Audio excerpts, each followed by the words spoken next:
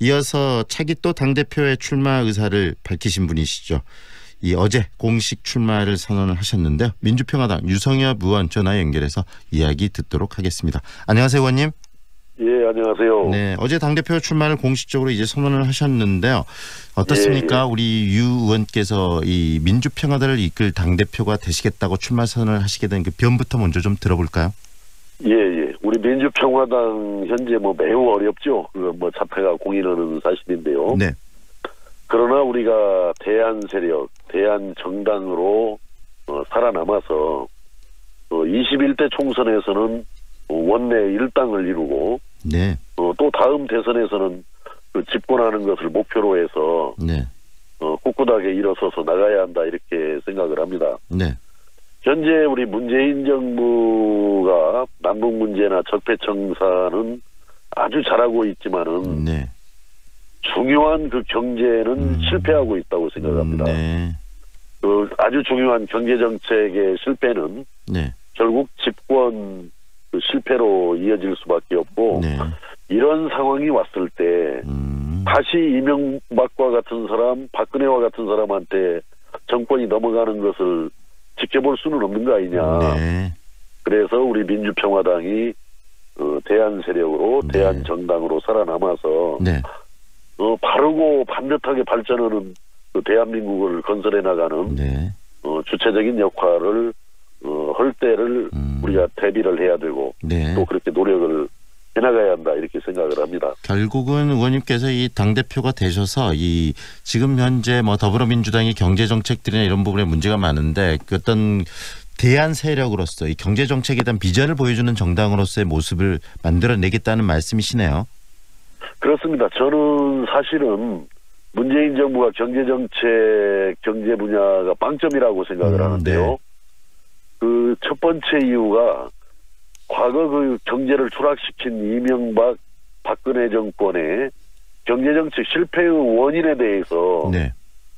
이걸 외면하는 건지 전혀 모르는 건지 네. 전혀 이것을 바로잡을 생각을 하지 않은 채 네.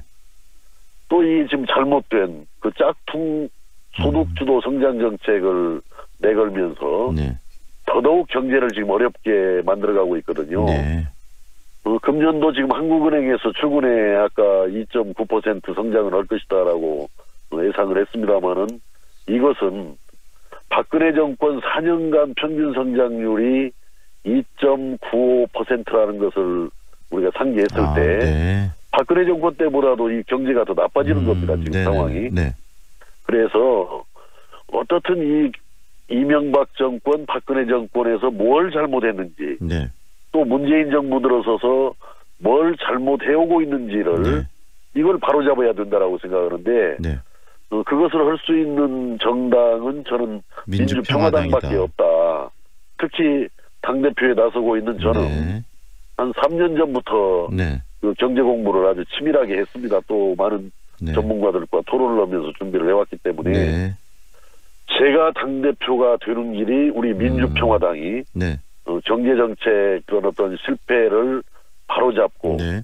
또 국민들의 어떤 관심이나 지지를 이끌어내서 대안정당, 대안세력으로 나설 수 있는 길을 열 수 있다 이렇게 생각합니다. 결국은 의원님께서는 이 민주평화당의 국민들의 지지를 회복할 수 있는 가장 중요한 것은 제대로 된 경제 정책들에 대한 비전을 던짐으로써 국민들의 지지를 얻을 수 있다고 생각하시는 것으로 보이는데요. 그렇다면 지금 네. 의원님께서 생각하시는 이 지금 경제 정책, 우리나라가 나가야 될 방향성 좀 거시적으로 진단을 이야기를 해주신다면 어떤 방향으로 가는 게 적절하다고 보시는 거죠? 첫째는 네. 지금 재정 확대로 인한 공공부문 비대화를 우려하지 않을 수가 없습니다. 네. 사실은 그 문제가 과거에 노태우 YS 정권에서 이루어지다가 결국 IMF 경제위기를 맞았던 거거든요. 네. 근데 그것이 이명박 박근혜 정권에 들어와서도 계속 이어졌고 공공부문 확대가 지금 문재인 정부 들어와서도 공공부문 81만 개 일자리 창출이라는 오히려 역행하는 그런 정책을 들고 나왔단 말이죠. 네.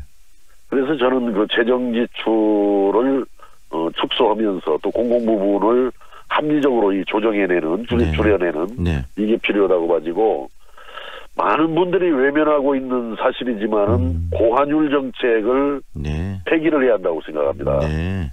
이 높게 환율을 유지하다 보니까 수출이 잘 될 거라는 기대는 이루어지지 않으면서 네. 수입 원자재나 시설재 가격을 높여가지고 네. 아주 내수에 치명적인 타격을 입히곤 하거든요. 네네.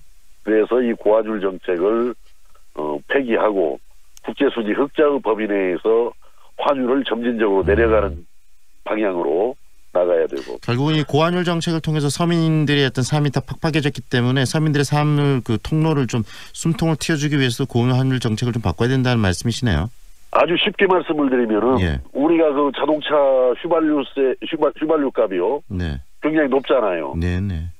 근데 그것이 물론 이제 우리가 세금이 한 절반 정도 차지해서 많은 세금이 부과되기 때문에 그런 측면도 있지만은 환율을 만약에 적정하게 내려간다면은 네. 휘발유 값은 내려갈 수밖에 없단 말이죠. 네. 모든 국민들이 이용하고 있는 네. 그와 마찬가지로 수입 원자재 가격의 상승, 수입 시설재의 상승이 가져오는 내수에 미치는 악영향 이런 네. 부분을 우리가 지금 도외시를 해왔는데 네. 그것이 이제 두 번째로 바로잡아야 할 중요한 과제라고 생각을 하고 네. 세 번째는 지금 문재인 정부 들어와서도 추진을 하고 있지만은 인위적인 일자리 창출 정책. 네. 이게 그 소중한 자원만 낭비하지 전혀 좋은 일자리를 만들지도 못하고 오히려 궁극적으로는 실업률을 높이는 것으로 작용을 하거든요. 네. 그래서 이 세 가지를 바로잡아야만이 네. 그 다음에 뭐 규제를 완화하든 아니면은 R&D를 통해서 혁신을 시도하든 이게 먹히는 거지. 그 세 가지 기본적인 잠재 성장률을 좌우할 수 있는 네. 경제 체질을 좌우할 수 있는 부분을 외면한 채 모든 것을 동원한다 하더라도 백약이 무효인 상황입니다. 그래서 정확하게 과거에 YS가 왜 외환위기를 초래했는지 네. 또 이명박과 박근혜 정부에서 왜 경제를 추락시킨 건지 네. 그 원인을 밝히고 원인을 또 그 규명을 해서 그 원인에 제대로 처방하는 경제 정책을 내놓으면은 경제는 살아날 수 있다라고 생각합니다. 어떻게 보면 앞으로 이 뭐 2년 후의 총선에서도 가장 중요한 이슈가 될 것이 바로 우리의 먹거리 문제, 경제 문제일 것 같은데 그런 부분에 좀 발빠르게 민주평화당이 나아갈 수 있도록 당을 이끌어 가시겠다는 게 의미가 있어 보이고요. 그렇습니다. 네네. 의원님. 먹고 사는 문제만은 민주평화당이 정말 1등이구나. 네.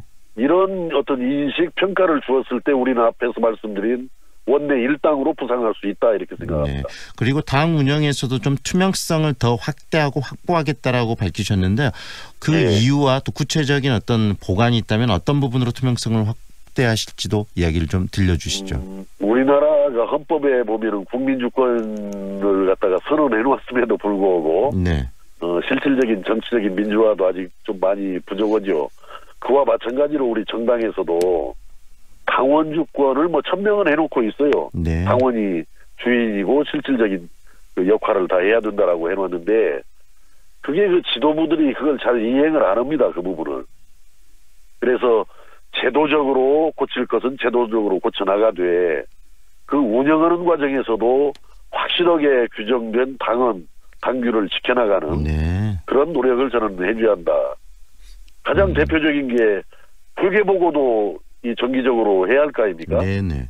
당비를 내는데 그 당비가 어떻게 쓰여지는지를 당원들이 알 수 있게 해줘야 되는 것이고 또 현재 우리가 전당원 투표제를 도입해서 많이 진일보해가고 있습니다마는 중요한 정책 결정 과정은 전당원 투표를 통해서 정한다라든지 네. 또 여러 가지 직접 어떤 민주제를 정당에도 도입해 나가는 그러한 노력들 부단하게 당원 주권 실현을 위해서 노력을 해야 한다. 네. 저는 개인적으로 이 사당화에 대해서는 아주 생내적인 분노를 느끼는 제 개인적인 정치 경험이 있어서 그러는데요. 네. 생내적으로 그 사당화에 대해서는 아주 뭐 분노를 느끼는 이런 사람이기 때문에 하여튼 제가 당대표가 된다면은 사당화라는 그런 어떤 지적이나 우려를 100% 불식시키겠습니다. 네. 의원님께서는 결국은 이 민주당의 정체성, 이 민주평화당의 정체성을 이 경제를 중심으로 이 서민들의 어떤 삶의 질을 높여주는 경제 중심의 어떤 정책 방향과 그다음에 당 자체를 민주적으로 운영하는 이 두 가지 축을 가지고 당을 이끌어 가시겠다는 말로 이해가 좀 되고요. 최근에 오늘이 또 재헌절이고 그런데 이 헌법 개정에 대한 뭐 여러 논의들도 이야기 나오는데 민주평화당도 그 부분에 대해서 중요한 역할을 좀 해야 되지 않겠습니까? 그 부분 어떻게 생각하시는지 짧게 말씀해 주시죠. 사실은 그 개헌, 특히 많은 국민들 대부분이 원하고 있는 것이 분권형 개헌이라고 저는 파악을 하고 있는데요. 네. 사실은 그동안 자유한국당도 거기에 대해서 미온적이었죠. 그렇다고 정부 여당이 적극적이었냐 하면은 저는 그렇지 않다라고 생각합니다. 네.